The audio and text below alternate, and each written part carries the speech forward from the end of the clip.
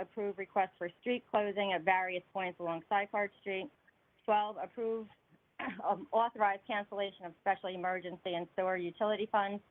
13, authorize participation in a cooperative purchasing program. 14, approve authorization to advertise for Paulus Boulevard water main replacement.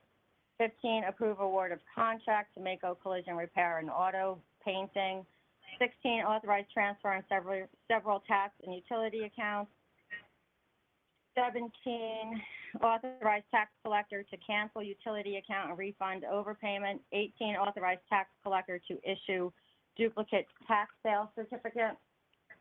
19, approve request for use of city property at Boyd Park. 20, approve amendment of resolution R-72106 to add 2 additional businesses to CDBG funds disbursement. 21, approve 5-year consolidated plan and 1-year action plan for the city of New Brunswick for CDBG and home funding.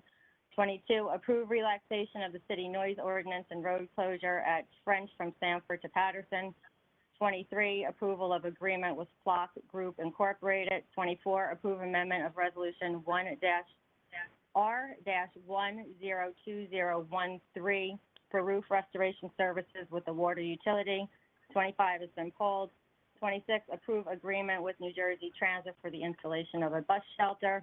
27, authorize purchase by police department with Axon Enterprise Incorporated. 28, approve award of contract with CME Associates. 29, approve award of contract with Specific Construction LLC.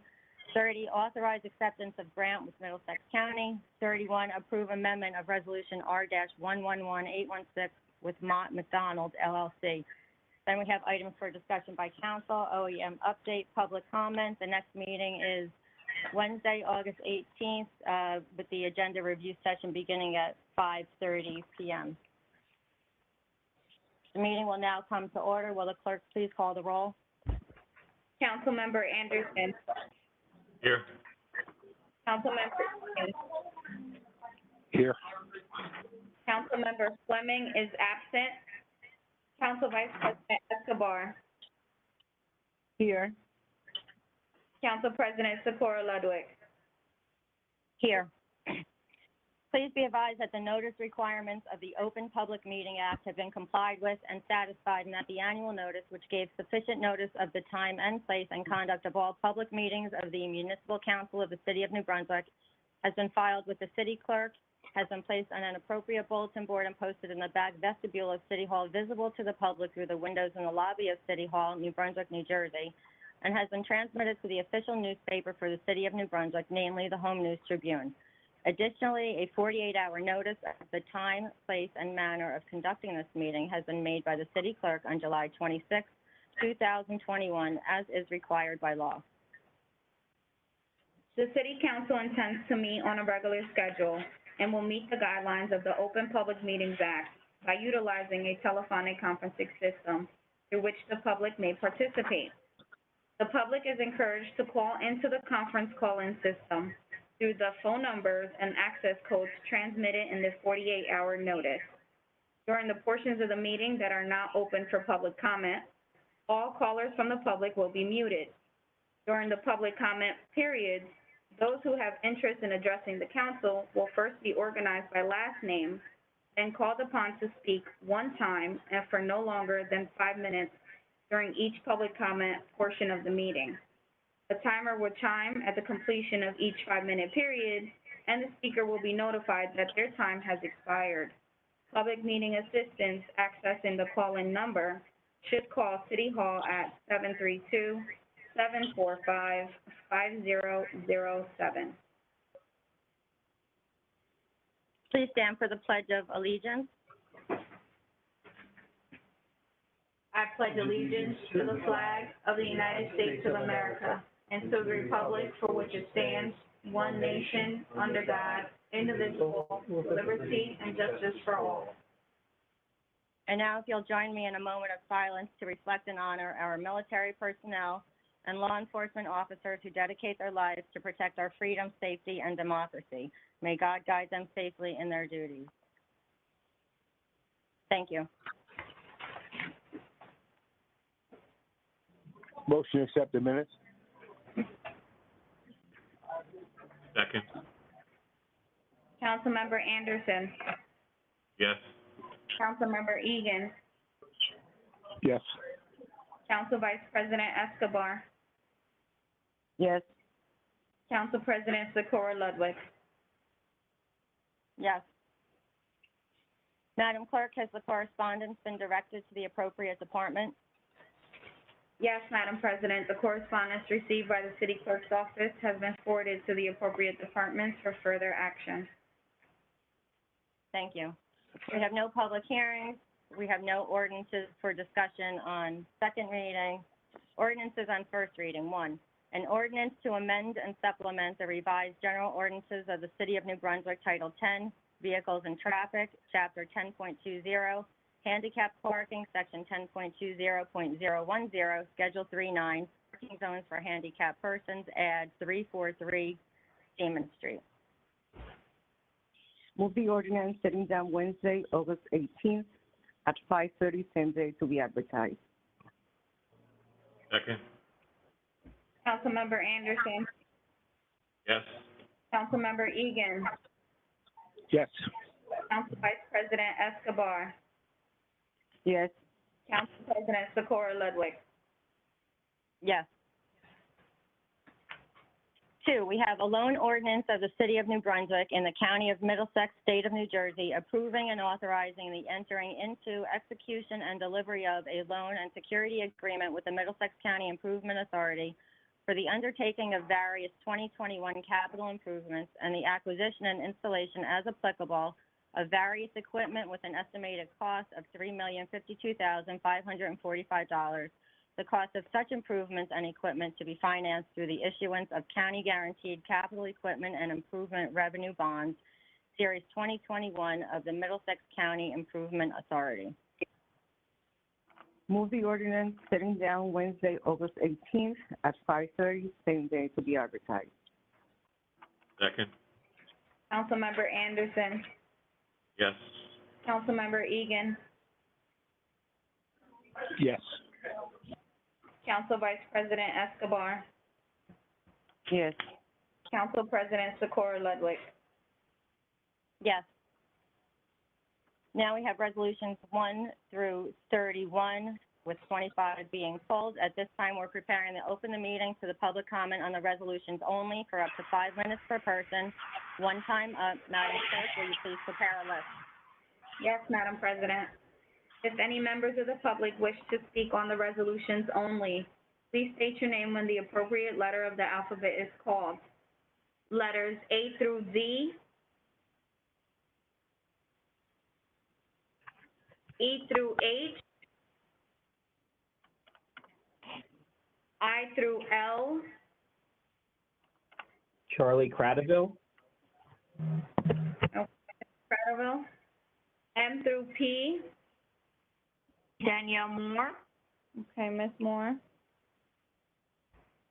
Q through T. Linda Stork. Okay, Ms. Stork. U through Z. Is there anyone A through Z who wishes to address the council on the resolutions only?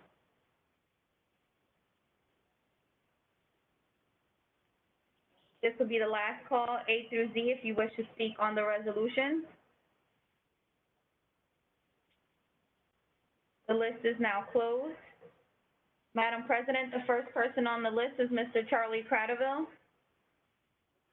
Thank you. Mr. Cradaville, can you please state your name, spell your last name, and your address for the record? Charles Cradaville, Kratovil. I live in New Brunswick in the 2nd Ward, and I want to ask on the number 5, can you state for the record which council members are affiliated with the Elks? I am not. Can any council members identify themselves if they're a member of the Elks? Yes, Councilman. I am Anderson, Egan, and Fleming are. Thank you. John Anderson is my spokesman. Yes, I am. This Well, ordinance, thank you for however, that. is not for us. is to send it to the Alcoholic Beverage Control because we have at least 2 government people, so we have to send it to them. Yeah, thank you for that. Number 12, the cancellation of the emergency. Can you tell me what was the emergency and, why is it canceled? Well, this relates to the adoption of the budget where we don't need that special emergency fund anymore. But Mr. Droulis, would you like to elaborate on that, or? I think you've hit it pretty good. The only thing we'd add is special emergencies were determined as estimates during the COVID outbreak when the state permitted us to use this new form of financing. After time has passed, it turned out that the sewer revenues came in above our estimates, so we're canceling the special emergency. Thank you, Mr. Thank you for the explanation. Number 20 is funding for businesses that were devastated by the pandemic. I wanted to ask what the criteria is, or what businesses could apply for this. I don't have that in front of me, and I don't recall it off the top of my head. Mr. Dominguez, can you give us the criteria for that? It'd probably be a little bit too much to explain off the top of my head here, but we had this is the 3rd batch of the first round of applicants that have been cleared. We had a round back in, I want to say, April, and there were some straggler documents for a couple of businesses. So we may be reopening for an additional round at some point in the near term. But so right now we're not taking applications. We just had an initial round, and these are the last batch of that first round. Yeah. Thanks. I'll move on to number 23, the leasing of the pole-mounted LPR camera. Can we learn what the purpose of this is? Is this for mass surveillance of the public in New Brunswick? No, these are being purchased as a reactive initiative to promote pedestrian safety. They will go up just to gather information. They're not being used as any kind of secret. What did you say? What were your words? Mass surveillance. I don't. Yes. Yeah. They're more or less being used to. They're being used, like I said, as a reactive initiative to determine if different areas need to be addressed for pedestrian safety. Okay. I'm not sure how a license plate reader would help with that, but I'll move on to number 27. The body-worn camera is finally on the agenda. Isn't it true that the state law, the mandate, required these cameras to be deployed for all officers on patrol more than 2 months ago, June 1st? Am I wrong about that? I believe that that question was answered at 2 of the other meetings, at least. I don't think the answer will change from then to now. Well, I believe the law is being broken right now, so it's a bad situation that we could have avoided with it being more proactive and listening to the people who were asking that these body cameras be implemented sooner. Finally, I want to ask about 31, the final resolution. Can you just give me some insight into, what this water testing is and why it's being acquired now? Well, from what I understand, this is an unregulated contaminant at this point, and we're going to be looking through observation and in preparation of a build-out for plant improvements in anticipation that it will be regulated and should that be required. So it's another proactive move on the side of the water department. Gotcha. Well, thank you for the answers. That's all the questions on resolution. Thank you. Thank you, Mr. Cradaville.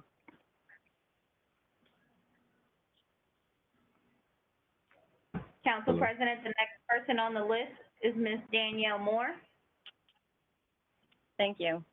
Ms. Moore, if you can please state your name and spell your last name for the record and give us your address. Danielle Moore, M-O-O-R-E, Somerset Street,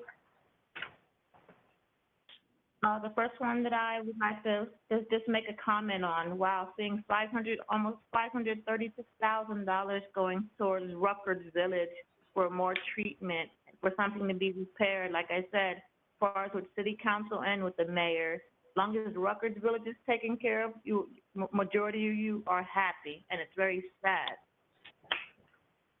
Can you please give me an answer on with number 27? Is this the cost for the body cameras?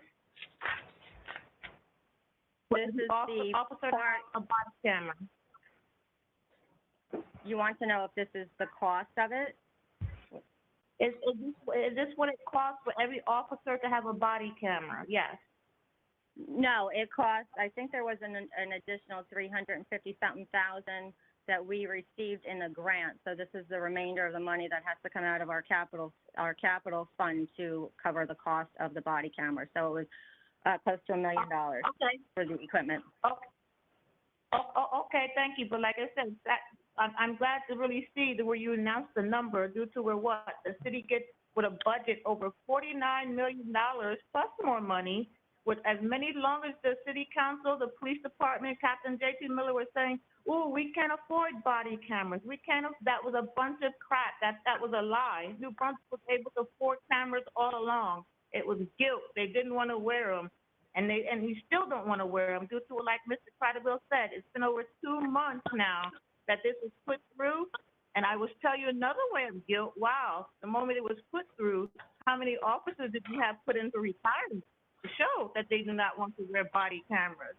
Why? Because they don't want to do the work. It's very sad. What is one of the police officers being paid to do? Sit on their rear end? I'm not going to say every officer is bad, but God bless all the one is good. Please pass your good heart on. But like I said, guilt.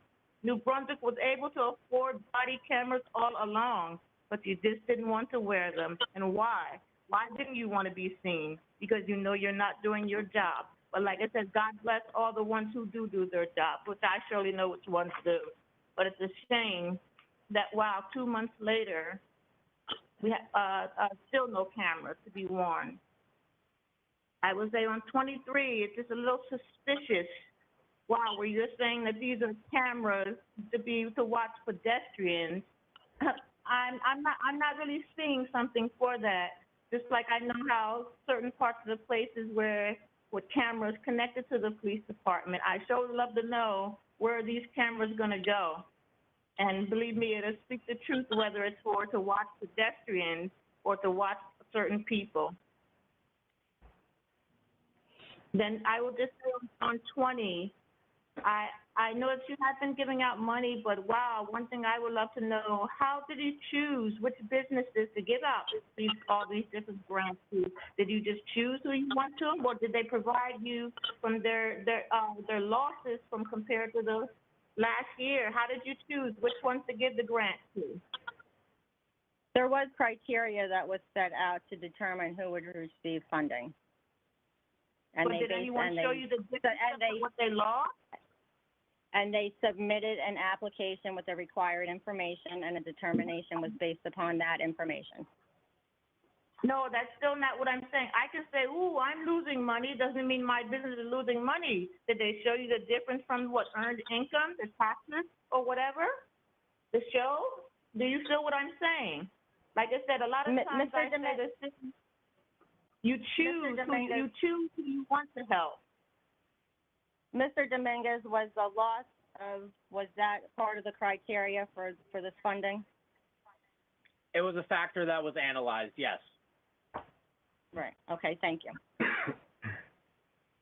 So, Ms. Moore, it was a factor that was analyzed along with the other information on the application.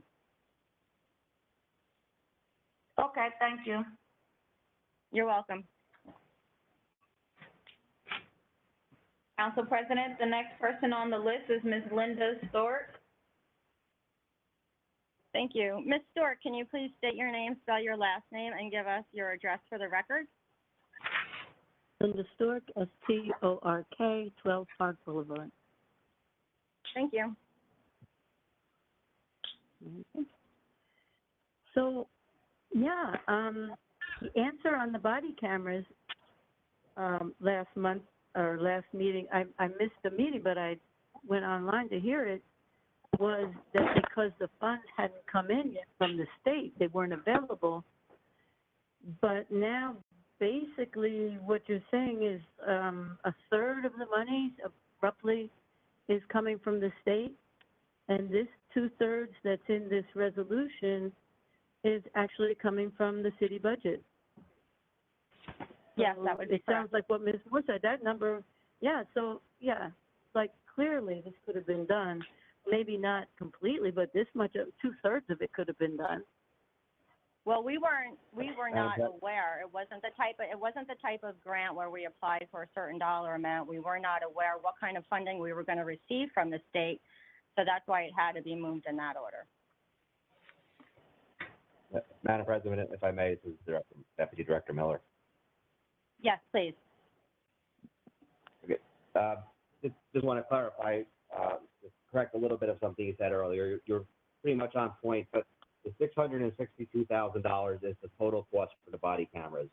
The grant we're receiving from the state is a little over $350,000, which we will get reimbursed once this program is done. So the state is reimbursing us for about half the program, which is allowing us to afford this. It is not as expensive as the original prices, where we'd have to pay the whole deal.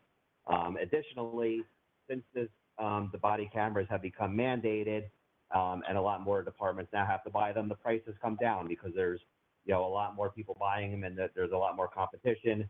So the price has come down and made it a little more affordable, which has benefited us as well.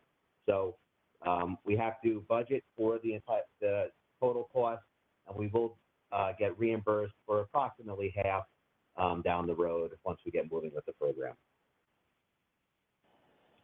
Thank you for the clarification. So in other words, okay, that means that this could have been done earlier, and the money would be refunded later, which is what's going to happen now anyway.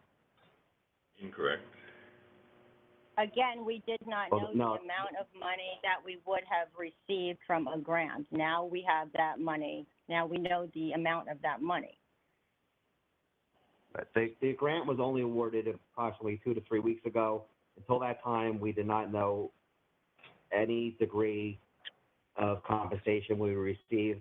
That's why we had to wait to find out exactly how we can move forward and what we can afford and what we can go forward with.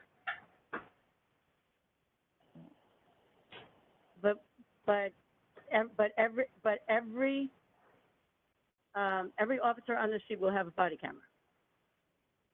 So, I mean, because this is what you had to do anyway. So,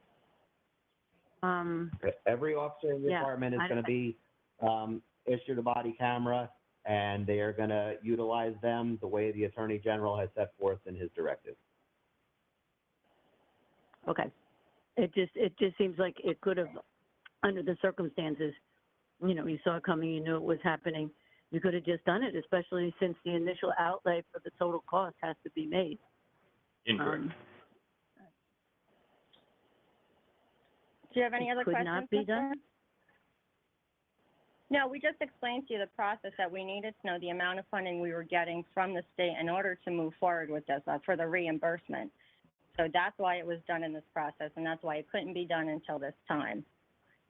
Do you have any other questions regarding to anything on the resolutions?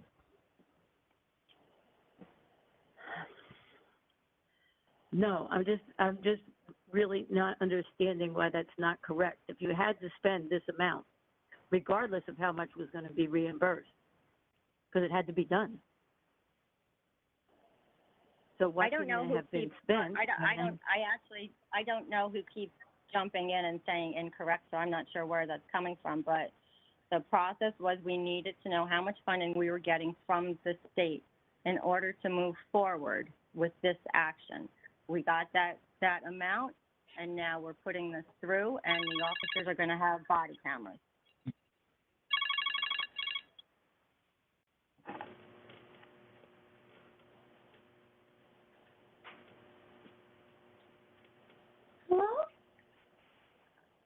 Are there any more speakers? No, Council President, no more members of the public on the list. Excuse me, point of order, can we find out who was saying incorrect? Was that a council member? Do they want to acknowledge their statement? Sure, Councilman Anderson. Do you have a comment you'd like to make, Mr. Anderson? Councilman Anderson, my apologies.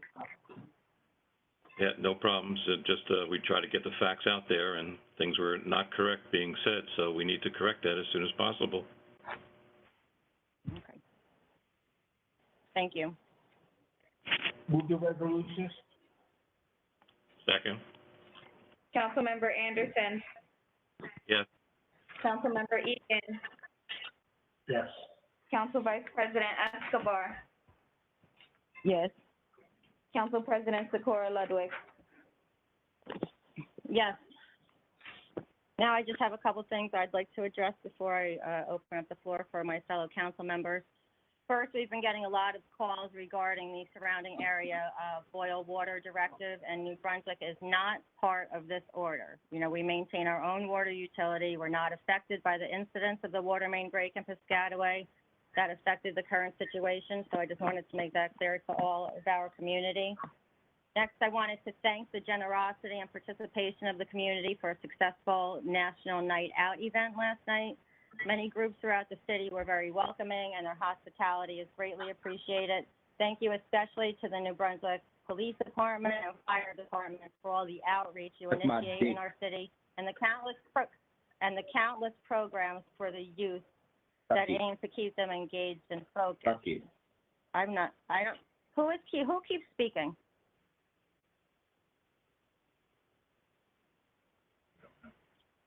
Next, I just want to do an update. Council President, this is Brandon Goldberg. We muted the person who was speaking. Okay, thank you, sir. At this time, I just want to, I'm not prepared to give a date for acclimating to in-person meetings.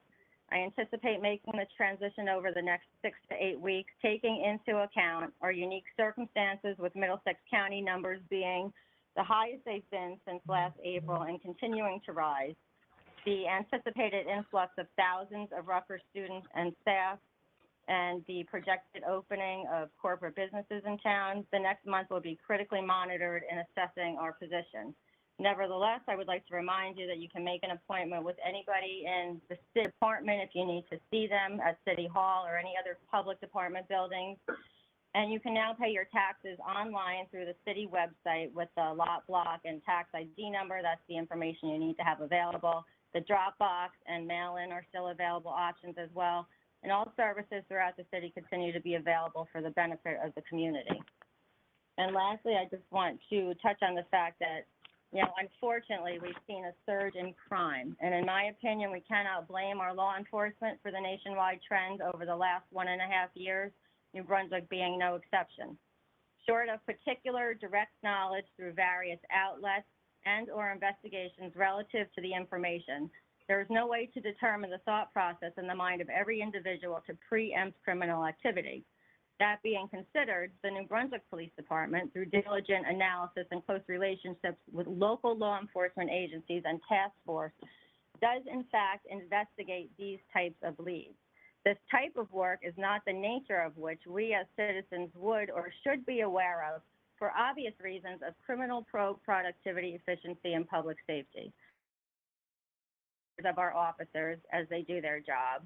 If you see something, say something. If you know something, say something, and remain vigilant as a community.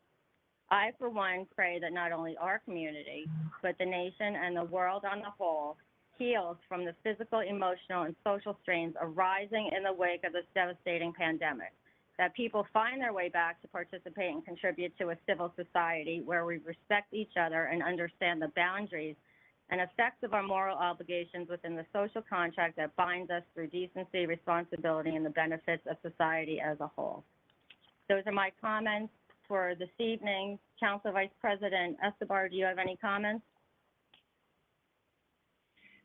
Very quick, I just want to also echo the fact that yesterday we had a great time during the National Night Out. It was good to see people outside, happy to be outside seeing their neighbors and interacting with the police, fire, and the mayor, and also all of us who were present. So it was really nice to get back to a sense of normalcy in that sense. And also, I just want to invite the public on Friday. There is a summer program that has been going to the city for the past 25 years. It's called AMAR, Artist Mentoring Against Drugs and Violence. And they're having the final performance at 112 Patterson Street. So it's good to go and support the kids who have been working for 7 weeks in this program. Thank you.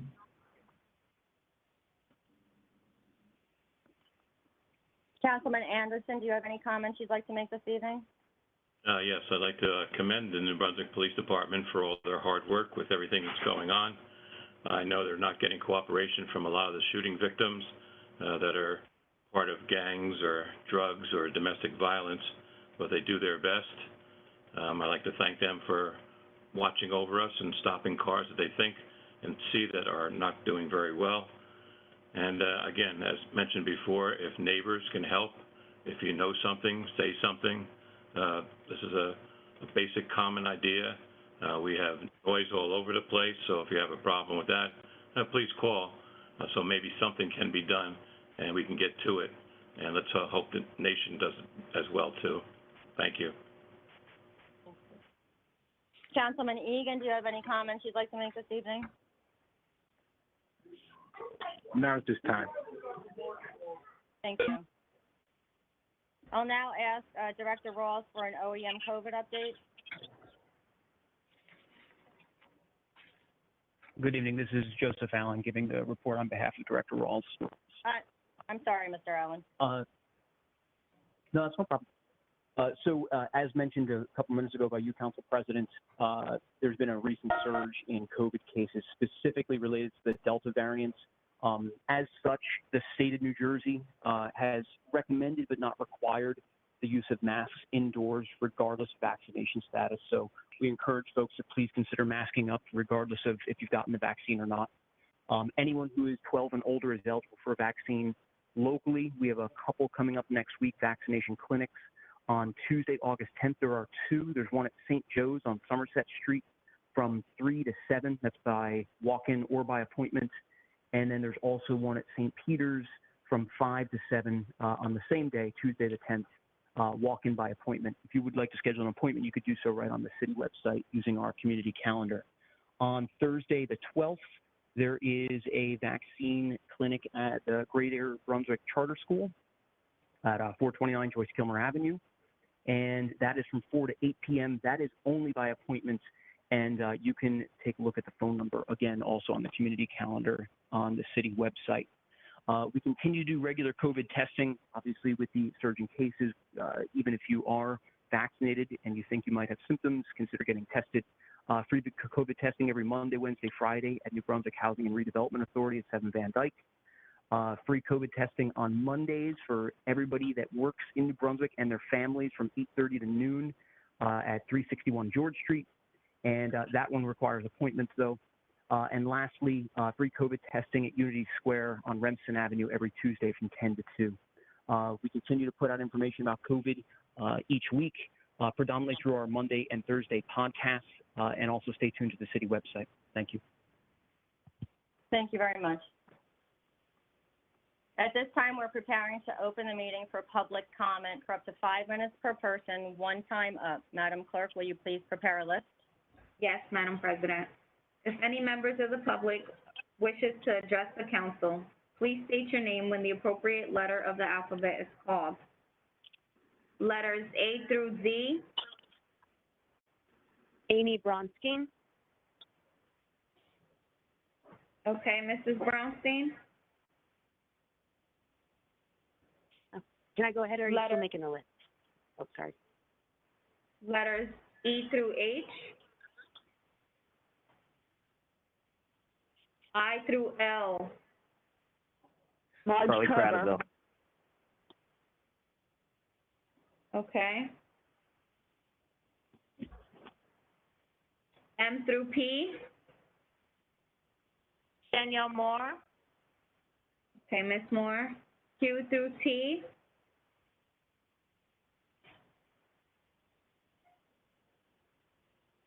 U through Z. Is there anyone A through Z who wishes to address the council? I just want to make sure that you got me, Marge Kerber. Yes, Ms. Kerber.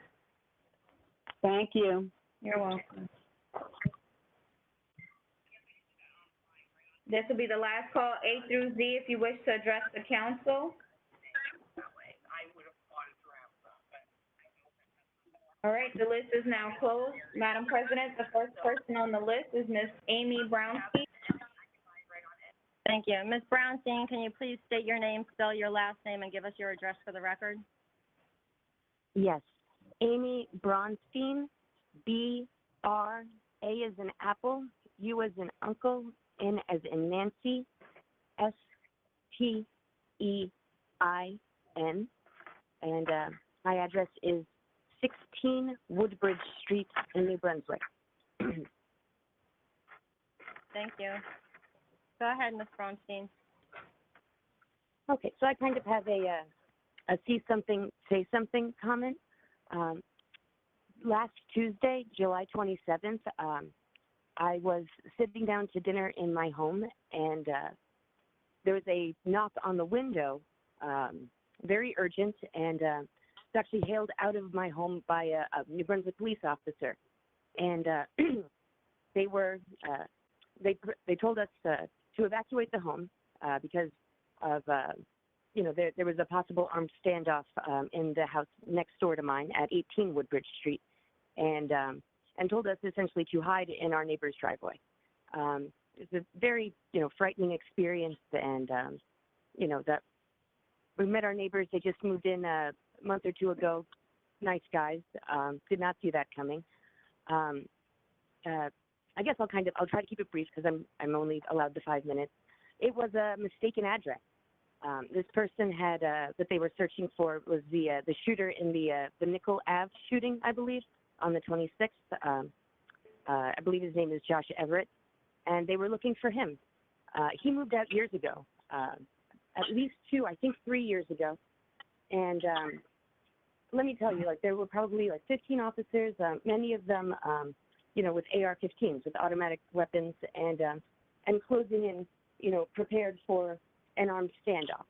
And nobody was hurt. The suspect was not there. But, you know, if the last few years or 100 years have been any indication, you know, innocent people are killed by the police, not infrequently. It happens quite often. There's often a racial component. And I feel like we were very lucky that we didn't, like, see somebody get murdered or killed that day. And so Woodbridge Street is in the student neighborhood next to College Ave.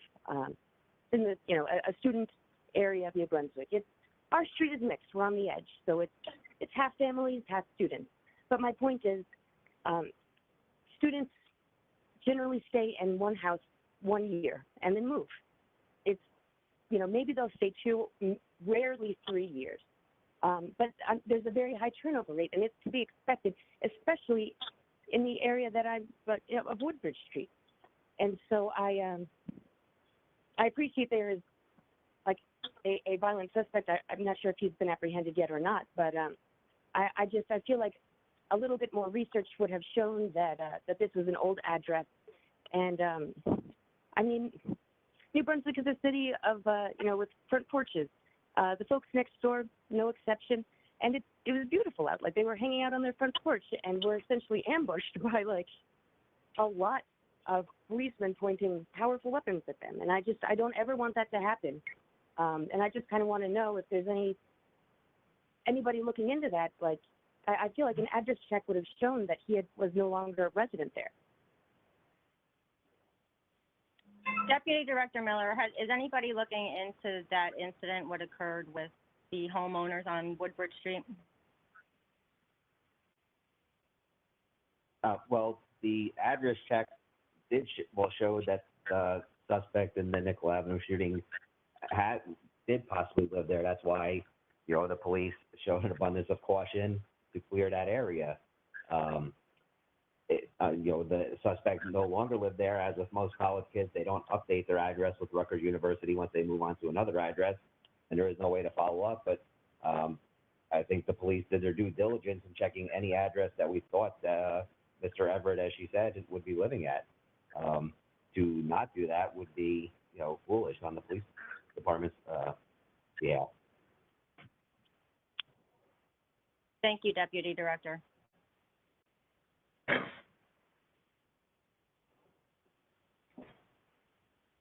Okay, Madam President, the next person on the list is Ms. Marge Kerber.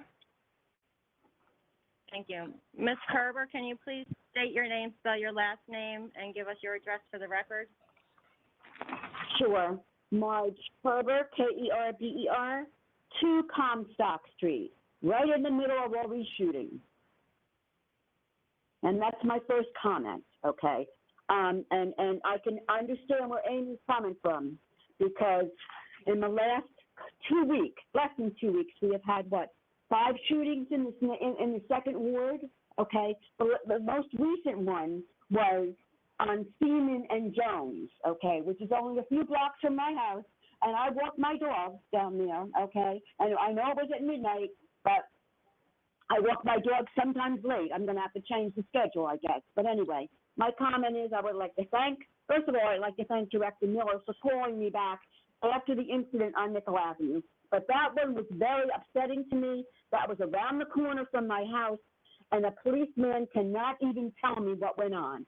I went over there to find out what went on, and they wouldn't tell me anything, okay? And I said to him, one of the things I said was, I would like to get a good night's sleep, but I can't do that unless you tell me what's going on. And all they had to do was say, suspect A shot suspect B, it's over and done with, end of story. But no, nothing. So I had to contact Miller, okay? The other shootings, my understanding is that they're gang related, okay? And you know how I know that?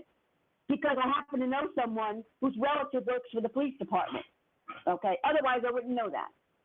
I didn't get notified of any of these shootings through New Brunswick police. It was all, the 2 of them, I was notified because I have a friend that works at Rector's, and she got the advisory that there was a shooting and to lock down. That doesn't help me very much, okay? And as you can see, I'm a little bit angry and a little bit upset, okay? Because we're not told when these shootings occur, okay? And I think that's very dangerous. Apparently, Rector's cares more for their students than New Brunswick cares for their residents.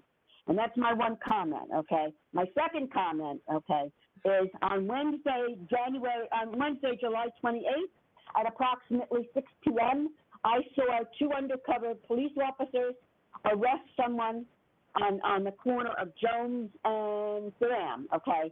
And they told me that he was a convicted sex offender. What I want to know is if that sex offender was living in our neighborhood, because if he was, you broke Megan's law. So I don't know how I found that out, but I want to know. And if I can't find it out from you, I'll have to go higher because, there are kids in this neighborhood. And I just happened to come across this arrest. And I really would like to know whether he lived in the neighborhood or not. I'm sorry?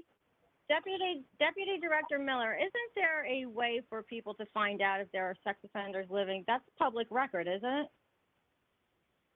Yes, you can. I don't know the exact website address, but if you Google New Jersey Megan's Law, the website, it'll give you a link right to the website, and you type it in. You're not obligated to tell us. It'll give you a circumference, and it'll tell you every sex offender that's registered in the city of New Brunswick or in the area that you've delineated, and you'll know everything. My question is, you're not obligated to tell us when they move in. We have to check the website. Is that what the deal is? The state, the police department will get direction from the state only if it's a tier 3 offender. There's 3 tiers, 1, 2, and 3. The court decides what tier a person is put under, and only tier 3 offenders is a situation where you would notify the neighbors personally. The other ones do not get personal notifications. You would have to check the website. So how can I find out if this man was a tier 3? Well, if you didn't get or even if he lived in the neighborhood, I don't know, he could have been walking down the street like me. Well, if, Ms. Kerber, if you didn't get a personal notification, then he's not a tier 3 offender, or she, he or she. Yeah, okay, sure. All right. And the other thing that I have is in reference to this, the mounted license plate reader for the police department. Okay, can I find out somehow where they're going to be located? Because the other thing that has happened in the last 2 weeks in my neighborhood is I almost got hit by a car, not once, but twice, walking in a pedestrian crosswalk on Nickel Avenue. You know, we have been complaining. Thank you for your comments, Ms. Kerber. And if I get the information, I'm not sure if it's going to be public knowledge of where they're going to be mounted yet. I don't know if the police department is aware of it. If I find anything out, I will let you know. Who's next on our list? We haven't decided where we're going to put them yet. However, I'm sorry. We haven't decided where we're going to put them yet. We're evaluating different pedestrian safety concerns, but I'll take Ms. Kerber's comments into consideration because we have put the speed trailers up on Nickel Avenue under her request. And like she commented before, I did have a long conversation with her a couple days ago, and I'll consider putting the license plate readers. And just to follow up from the comments made earlier, that these are not cameras that record people. All they do is scan license plates, which are open to the public anyway. When people drive down the street, it just scans the plate. It's not recording people's images or anything like that. So it's not a surveillance technique. It's just scanning license plates that are open to the, anybody that can see them going down the street as well. Thank you for your That's all. clarification, Deputy Director. Thank you. Who's next on our list? Council President, the next person on the list is Mr. Charlie Cradaville. Thank you. Mr. Cradaville, the floor is yours. Thank you, Madam Council President. I believe you were copied on an email from Deputy Director Miller, July 28th, where he says, quote, "The New Brunswick Police Department has no record of an evacuation on Woodbridge Street on July 26, 2021. Can you tell me how that squares with the story that we heard tonight?" No, this is the first I heard her story, and I do recall getting that email, and I haven't made a correlation in my head yet as to what happened with that. I don't know, maybe it was not any Deputy Director Miller, was that, can you explain the correlation between those two? Yes, when Mr. Cradaville sent that email, we searched the CAD system for evacuation on Woodbridge Street, and nothing came up until Ms. Brownstein spoke tonight. I had no idea what he was talking about. It all became clear when she explained everything, and I understand the situation now. But there was nothing in our system. I don't know every conversation that every officer has 24 hours a day. If an officer was investigating the shooting on Nickel Avenue and they went to an address on Woodbridge Street to make the neighborhood safe, that's great, and that's part of the investigation. But there's no way I can look that up in the CAD system and know that happened.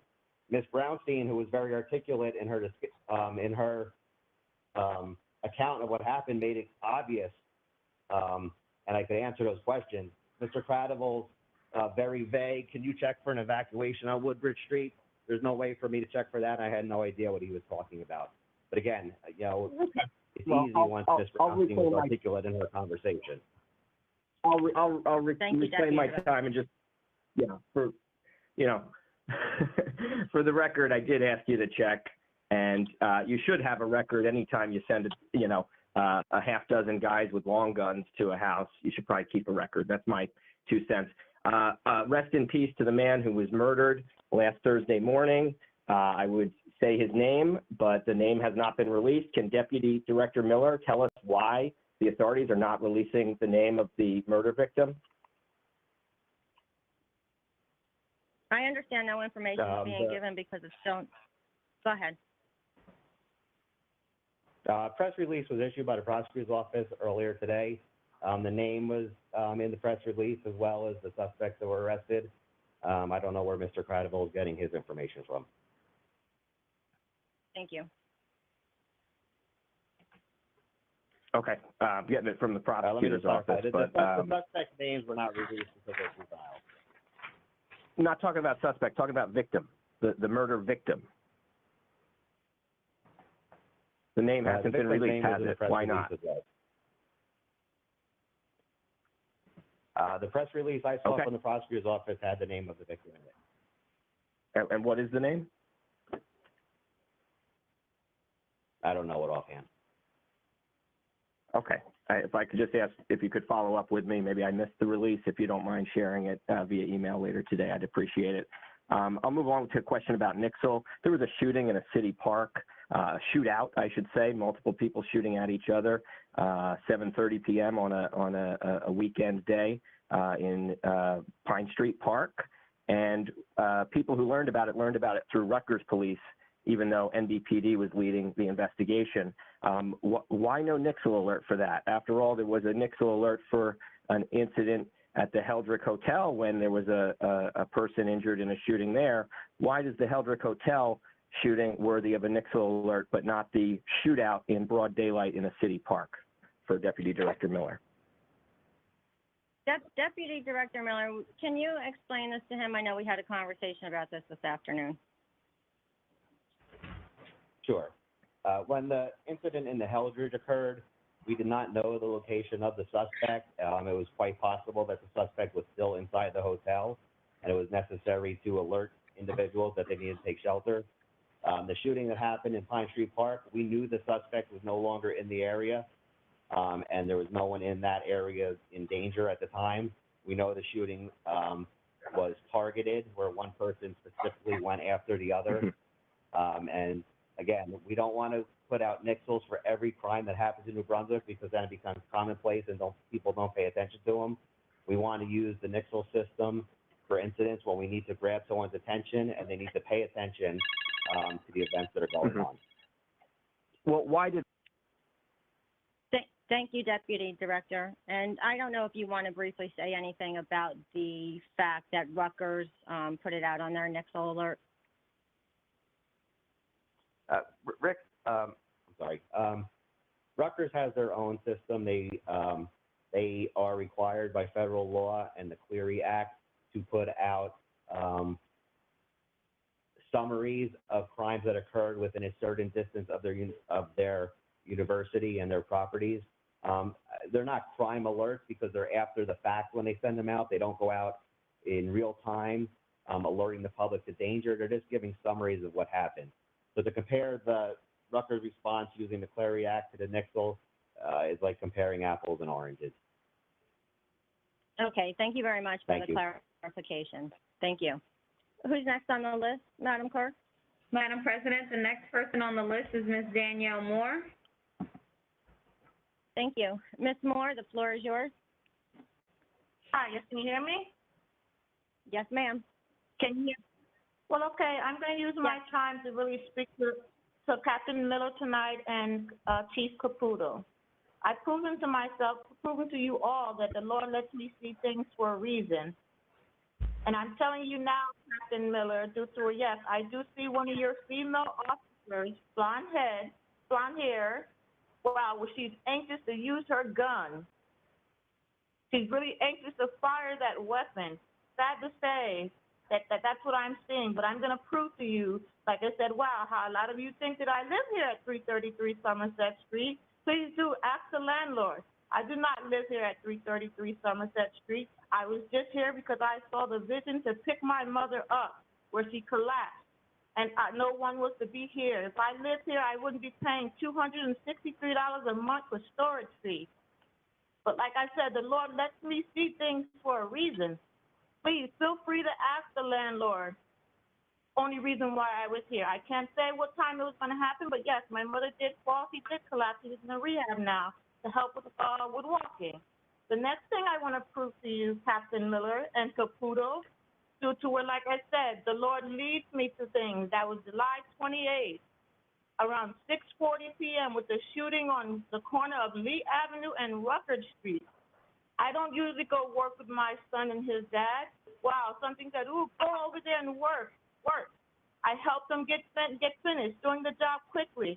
The Lord said, ooh, come on, I want to go get something to eat. I kept saying, let's go. By the time I returned, which I thank the Lord, Wow, 198 Rucker Street was taped off by a drive-by shooting.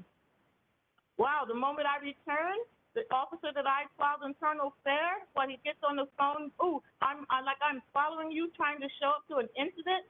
Lord, I was staring like, wow, oh, thank you, Jesus. What did the Lord do? Save me and my family. What? All them shots that was fired at 198 Rucker. So please, even though I know you're not a true officer, Caputo, and a true officer, Miller, please take the time to ask that owner, 198 Rucker Street, was me, my son, and his dad, and another gentleman doing the job for that house on 198 where I have the picture to show we were right there. So will you believe to take the time to do that, to prove to that evil officer that surely keeps thinking that, wow, I'm just popping up at scene after scene. Like I said, the Lord leads me to things. I am not following you, but like I said, please listen to what I said. What?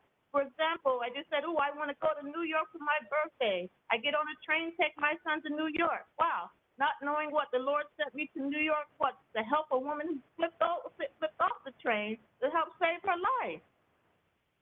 So please, I just really want you to feel I'm a person due to where, yes, I am connected with the Lord for a reason, due to where he leads me to see something. I'm not following you, but like I said, if your officers weren't dirty, evil, and they were doing the right thing, you wouldn't worry about who's being seen, who's seeing you. But please, like I say, all I do is walk, drink my juice, enjoy my music. What? Every day, how I keep coming into a situation involved with a police car or ambulance or something. Wow, what? Do you find it unusual for a person to call 911 3 times within 36 hours to help save someone? But please, I hope you do listen to what I said. I see your officer, wow, well, she's really anxious to use a gun. At least every time I surely see her, what is it that she sees me? Does she think I'm a criminal or something? What, will she put her hand on her gun?